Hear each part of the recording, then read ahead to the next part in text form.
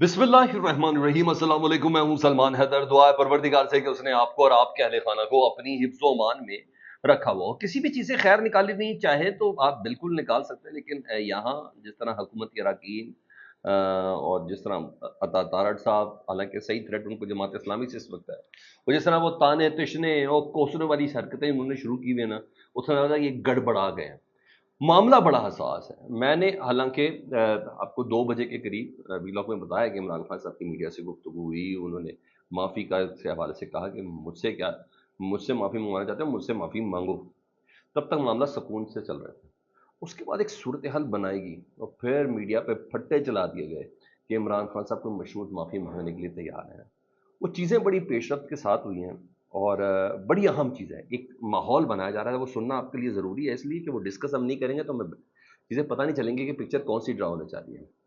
एक तो इमरान खान साहब ने दोपहर को जेल में बात की, उसके बाद अलीमा खान साहब भी जेल से बाहर आकर उन्होंने भी गुफ्तगू की। उसके बाद ये सब हुआ। तो एकदम से ना मीडिया पर ब्रेकिंग के फट्टे चलना शुरू हो गए और ये कहा जाने लगा कि इमरान खान साहब ने साढ़े 9 मई पर साढ़े 9 मई पर मशरूत माफ़ी का ऐलान कर दिया है।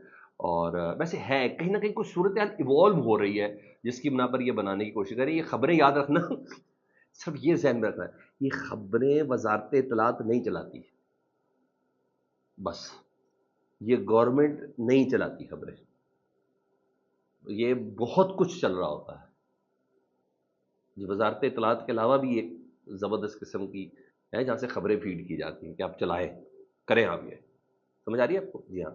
तो वहाँ ये भी चीज़ चल रही होती है और तभी खबरें चलना भी शुरू हुई। हुआ ये था कि इमरान खान साहब ने जेल में, आज आपको पता है 190 मिलियन पाउंड केस था, उसकी समाअत थी, साहब से उनकी गुफ्तगू हुई। तो इमरान खान साहब ने जेल में आईएसपीआर के हवाले से उनको सवाल हुआ कि डीजी आईएसपीआर ने कहा है कि हम 9 मई पर माफ़ी नहीं मांगेंगे, यानी इमरान खान साहब अगर 9 मई पर माफ़ी नहीं मांगेंगे तो हम भी माफ़ नहीं करेंगे, ये कहा उन्होंने। तो इमरान खान साहब ने उसका जवाब क्या दिया है ज़रा सुन लें।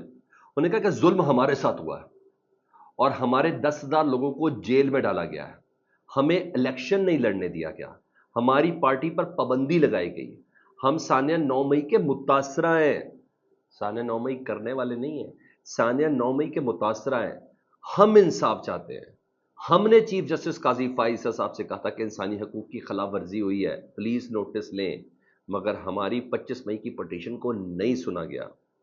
ने कहा मुझे 9 मई को रेंजर्स की जानिब से अगवा किया गया, जिसे सुप्रीम कोर्ट ने गैर कानूनी कहा। बिल्कुल ऐसा कहा, सुप्रीम कोर्ट ने तमाम ऑर्डर को रिवर्स किया। इस्लामाबाद हाई कोर्ट से रेंजर्स इमरान खान साहब को यहाँ से पकड़ के लेके गई थी। उन्होंने कहा मुझे और मेरे वकला को मारा गया, वो शीशे का दरवाजा तोड़ के, खिड़की तोड़ के इमरान खान साहब को जो लेके गए थे, उन्होंने कहा हमें घसीट कर लेके गए। क्या आईएसपीआर की इज्जत है और किसी की कोई इज्जत नहीं? मेरे अगवा पर मुझसे माफी मांगी जाए, ये चीज थी। मैंने कहा मेरे अगवा पर मुझसे माफी मांगी। और जो बड़ी बात जिसकी बिना पर ये फट्टे चले कि इमरान खान साहब गैर मशरूत नहीं मशरूत माफी का ऐलान कर दिया, वो क्या थी वो भी मैं आपको बताता हूँ। वो कहते हैं कि सीसीटीवी फुटेज, जिसका पहले दिन से इमरान खान साहब कह रहे हैं कि सीसीटीवी फुटेज गायब है, उसको सामने लाएं। इसीलिए सुप्रीम जुडिशल काउंसिल के हवाले से उन्होंने कहा कि सुप्रीम कोर्ट का जुडिशल कमीशन बन जाए और वो ये तमाम की तमाम तहकीकात करे। वो कहते हैं सीसीटीवी फुटेज में पीटीआई का एक भी कारकुन आया ना तो मैं माफी मांग लूंगा। कारकुन, ये ध्यान में रखिए, उनका एक भी आया। सानिया 9 मई में मेरा कोई कारकुन हुआ तो उसको पार्टी से भी निकाल दूंगा, यहां तक उन्होंने बोला इमरान खान साहब ने। सीसीटीवी फुटेज में हमारा जुर्म साबित हो तो माफी मांगूंगा। आइन हमें इजाजत देता है कि कंटोनमेंट बोर्ड और जीएच के सामने पुरअमन एहतजाज करें, एक आइन इस चीज की इजाजत देता है। आईएसपीआर अपने अमाल देखे। ये उन्होंने बहुत बोली। लेकिन इसमें ना मैं, क्योंकि बीइंग अ जर्नलिस्ट मुझे एक तरफ देखना भी है ना, हसान न्याजी शामिल है ना, जो कोर कमांडर की उनकी यूनिफॉर्म लहरा रहे थे, तो वो उसको जस्टिफाई करना मुश्किल होगा। मुझे नहीं पता वो असल स्टोरी क्या है, किसी ने बाहर लाके यूनिफॉर्म दी, क्या हुआ क्या नहीं हुआ, इट्स अनदर थिंग ना। तो उन्होंने कहा ये कौमी इदारा है आईएसपीआर, लेकिन इसके अमाल से अवाम इनके खिलाफ हो गई है और इस कौमी इदारे की हिफाजत करना हमारी जिम्मेदारी है। आईएसपीआर की बात हो रही है, अवाम एक तरफ और ये दूसरी तरफ खड़े हैं। सबाबी जलसे ने साबित कर दिया कि अवाम क्या चाहती है।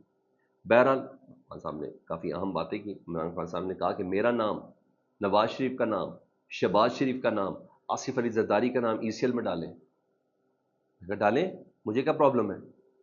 اور محسن نقوی صاحب کی اہلیہ کا بھی نام ڈالیں جن کے 500 بلین کی باہر جائیدادیں. یہ ان کا ہی کہنا تھا. تو بہرحال میں نے کہا اس اسٹیٹمنٹ سے بھی کوئی خیر کنسرن نکالا جا سکتا ہے، مگر آپ کو بتایا اگر یہ بات واقعی ہو گئی، اگر یہ بات سنوائی تک پہنچ گئی تو حکومت تو پھر نہیں رہے گی نا، حکومت تو پھر ٹکنے والی نہیں ہے.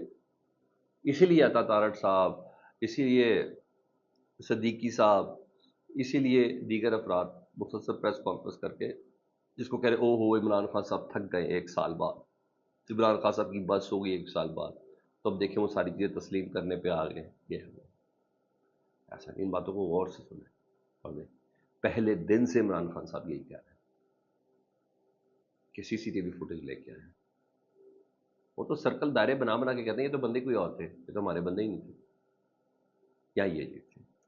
دوسری طرف جی ایک بہت اہم پیش رفت ہونے جا رہی ہے 190 ملین پاؤنڈ کے، جس سے متعلق میں آپ کو کہہ چکا ہوں کہ ہر حالت میں اس کا اگست کے اندر اندر فیصلہ آنا ہی آنا ہے. اس میں غیر معمولی سپیڈ دکھا دی گئی ہے. ٹھیک ہے جی، کہ اس کو مائنڈ اپ کی طرف کرنا ہے. مجھے نہیں پتا مائنڈ اپ بہتر انداز میں کرنا ہے کہ منفی انداز میں کرنا ہے. فیصلہ آنا ہی آنا ہے. اور فیصلے کا اہم موڑ آج کس بات پہ آیا ہے کہ آج نیب نے نا آخری جو 14 گواہ تھے نا ان کو ریلیونٹ کر دیا. 14 آخری جو گواہ تھے انہوں نے کہا پیش ہی نہیں کرنے، اس پہ کوئی مسئلہ ہی نہیں ہے، چھوڑ دو چاہے دو، یعنی گالی مکا دو، 14 گواہ پہ بات ہی نہیں کرنی. بھائی نیب تمہارا کیس ہے، تم 14 گواہ کیوں نہیں پیش کر رہے ہیں؟ اس سے کیا مطلب لے سکتے ہیں؟ کوئی خیر نکلنے لگ رہی ہے؟ مانی خیر چیز.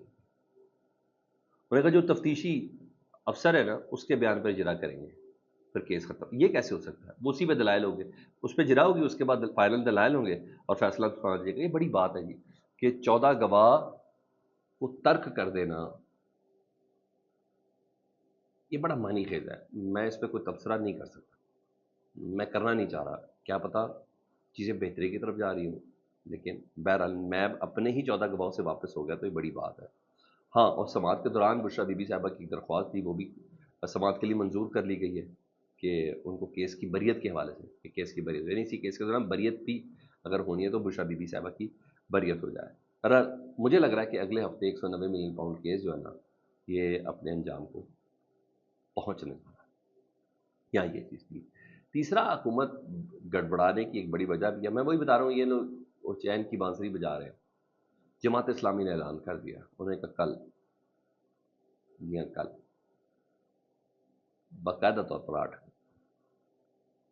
جماعت اسلامی نے کل رات کو ان کے بہت رات گئے تک ان کے جماعت اسلامی کے ساتھ مذاکرات چلتے رہے کمشن ہاؤس میں. وزیر داخلہ بھی موجود تھے، وزیر پانی بجلی بھی موجود تھے، اس کے علاوہ عطا تارڑ صاحب بھی موجود تھے، طارق فضل چودھری موجود تھے. کل ان کی مذاکرات پہ بات کوئی بنی نہیں ہے. تو جماعت اسلامی نے کل مری روڈ سے ڈی چوک جانے کا اعلان کر دیا. انہوں نے کہا ملین مارچ کا جماعت اسلامی نے اعلان کر دیا. اور کل کا دن بہت اہم ہونے جا رہا ہے. ہاں، حکومت کے لیے ڈیفینیٹلی بڑا چیلنج ہوگا. اگر حکومت نے جماعت اسلامی کو آج رات میں انگیج نہیں کیا تو ڈی چوک تک تو جلسے کی اجازت ہے نہیں. یہاں کا ہے دھرنا ملین مارچ. اس کا مطلب ہے کل جماعت اسلامی ملک بھر سے کال دے دی ہے جماعت اسلامی کے لوگوں کو. آج کی رات اور کل کا دن بہت اہم ہونے جا رہا ہے. جماعت اسلامی کا جو مارچ ہے نا یہ صورتحال بالکل مختلف کر سکتا ہے. اور حکومت کو یہ ڈر بھی ہے کہ اس مارچ کو پاکستان تحریک انصاف ہائی جیک نہ کر لے. وہ ماحول تو پاکستان تحریک انصاف نے بھی بنایا ہوا ہے. بہرحال حکومت گھبرائی بھی ہے. باقی آپ کو کیا لگتا ہے کمنٹ سیکشن میں مجھے ضرور بتائیے گا. اپنا بہت خیال رکھیں. اللہم صلی علی محمد و علی محمد.